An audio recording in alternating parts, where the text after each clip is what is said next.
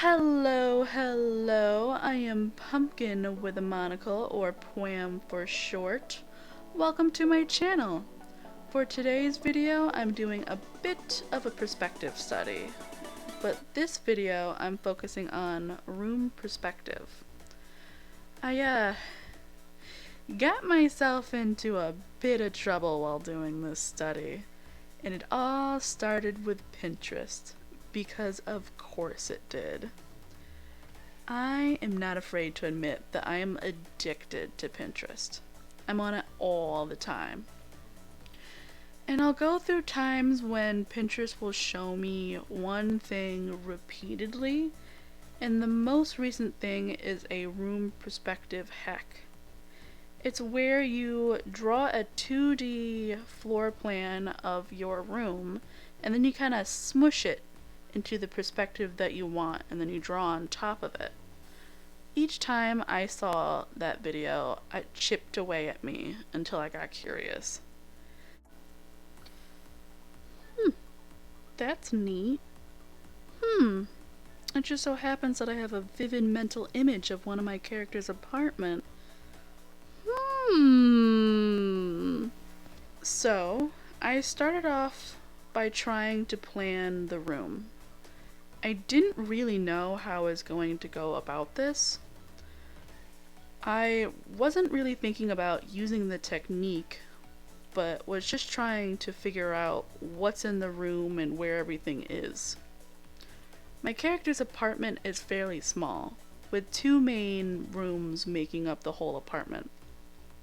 The living area, that's really the kitchen, dining room, and living room, and the bed area, which is basically the bedroom and the bathroom. I decided to lay out the whole space and try to create both rooms in perspective. Why? I don't know. This was my first this was my first mistake. Yeah, it was definitely my first mistake. My first attempt at drawing this room ever, and I'm drawing the room in perspective and not even using the technique that that inspired the whole endeavor. I spent way too much time on this. I think my ADD just honed in and I just needed to do this. My eyes burned, my back hurt, but I pulled through in the end. I kinda dropped the ball on the colors, but I think I made up for it in the next attempt. One of the hardest parts of this was the furniture, and making the furniture for the room proportionate to the room and to the people who would live in it. You know, in architecture, when people build a room on a blueprint, they put in the size and shape of what they're installing to make it fit. How do I put this? Like an island, like you can't put in an island and leave like a foot of space between the countertops.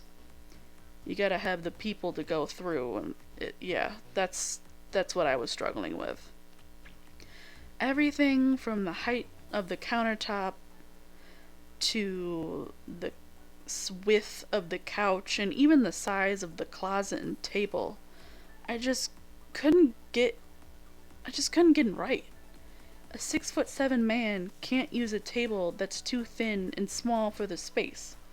Not even an average height person could use it.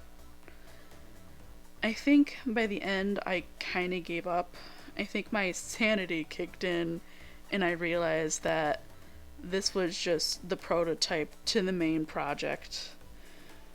But I spent so much time fixating on the wrong things. And this was one of those times.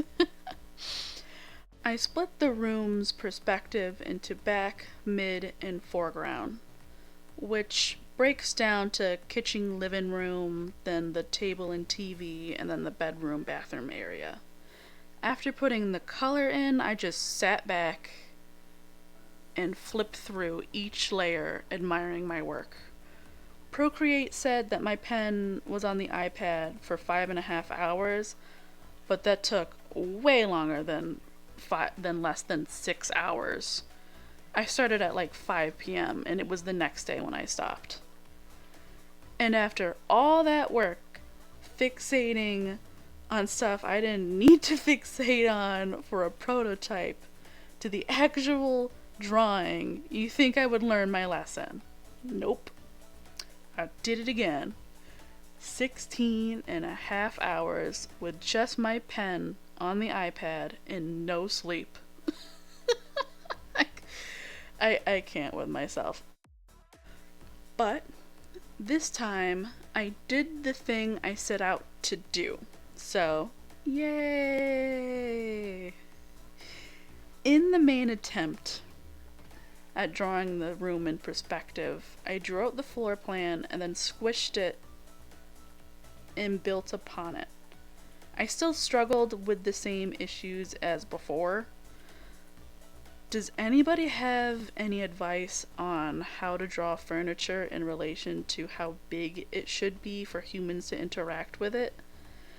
I sketched out my characters and placed them in the background and foreground to try to help, but I still struggled with it. I also struggled with drawing straight lines. That was definitely something I struggled with in the first attempt. I don't know if anybody noticed how crooked my lines were, even when the line itself was straight, no matter how many attempts I did.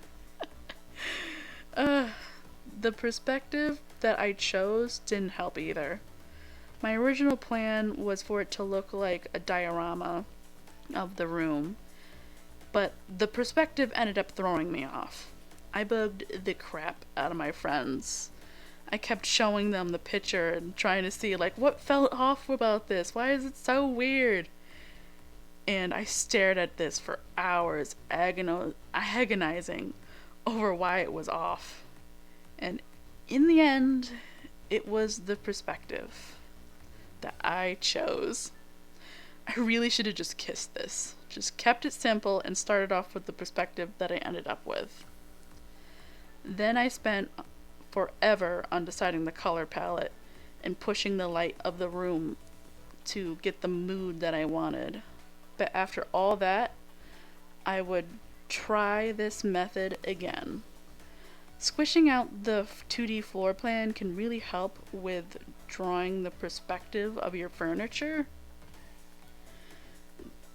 I know I struggled with it, but this really showed me that I need to draw more and that I should probably study how blueprints are made.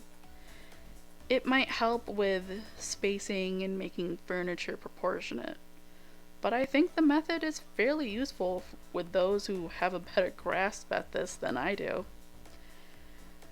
Also, try to pull yourself out of your fixations if you can, especially if it's hurting you in any way. I was so tired. My back was on fire. I do not recommend. I do not recommend it. Take small breaks and remember to stretch out your hands. Thank you for joining me on my TED Talk. But seriously, thanks for watching. Subscribe and join the journey. And let's become better artists together. Let's grow. I hope you have a lovely day. Bye.